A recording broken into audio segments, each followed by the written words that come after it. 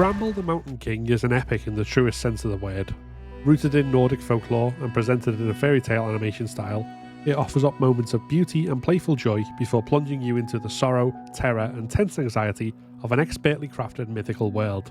One whose high stakes weigh on you as you take on simple puzzles, occasionally tricksy platforming and intense boss fights. This is an experience you won't soon forget, and, already, one of the best games of 2023.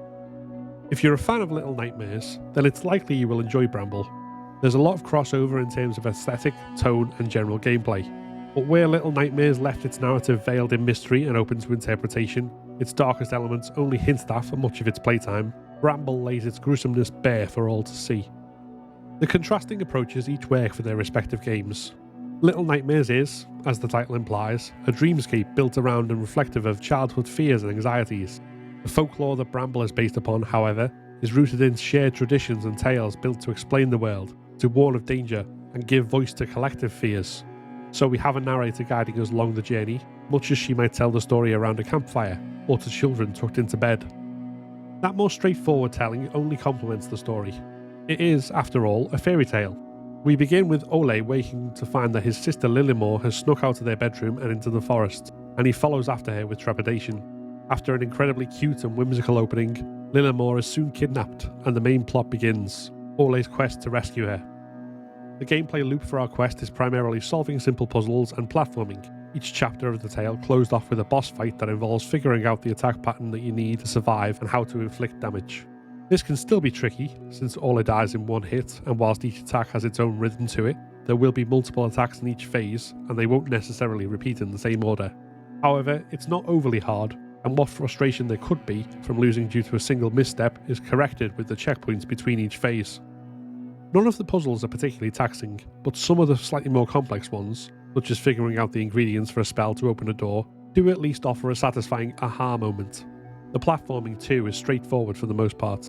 Challenge is introduced by various threats that require you to be behind cover when they strike, with the passage from one cover point to the next necessitating a level of speed and precision. But unless you're completely brand new to video games, these moments won't hold you up too long. Which is good because the main attraction of Bramble is its unfolding story, one which makes you feel Olle's peril but also his growing frustration at a darkly unjust world. The whimsy of playing hide and seek with gnomes early on soon gives way to themes and imagery far darker than Little Nightmares offers up. There are moments that take you unawares early on as the tone shifts, but the more difficult subjects that we progress to aren't played for shock value and instead are brilliantly woven into the motifs of the story and, coupled with some truly fantastic and haunting boss fight set pieces, make you feel the despair enveloping the world and have you rooting for a way to lift the gloom, even if just by hopefully being able to keep Lillimor alive at the end of the journey. The game isn't perfect, of course. Some of the early gameplay mechanics before Lillimor is captured draw out the opening longer than needed. The hide and seek with the gnomes, for one, highlighted how despite a commendable effort to include accessibility options, a high contrast mode or other solution for sight impairments is lacking. But this is quickly forgotten as you progress into the game proper. And as mentioned, there is a commendable effort to build in accessibility to the design, including a colorblind mode and the option to change from hold to toggle for sprinting and crouching. However, other elements such as being able to customize the subtitle presentation are missing, which is a shame.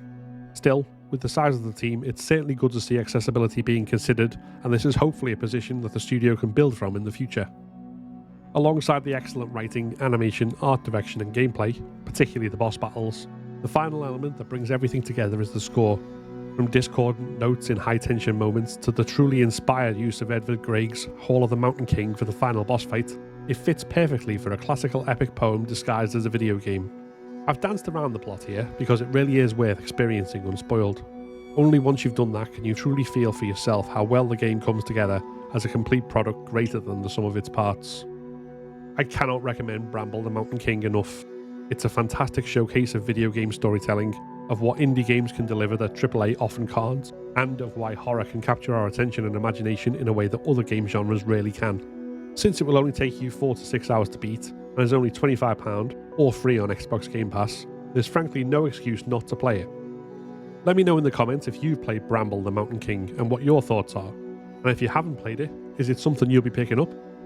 If you enjoyed this video, then please give it a like and consider subscribing to keep up to date with all my content. Like the video that just popped up, which YouTube thinks you should watch next. This is a Patreon and member supported channel. So if you want to become a member and unlock custom badges and emojis, early access to my videos, and your name in the credits, then click the join button below. Thanks very much for watching, and see you next time.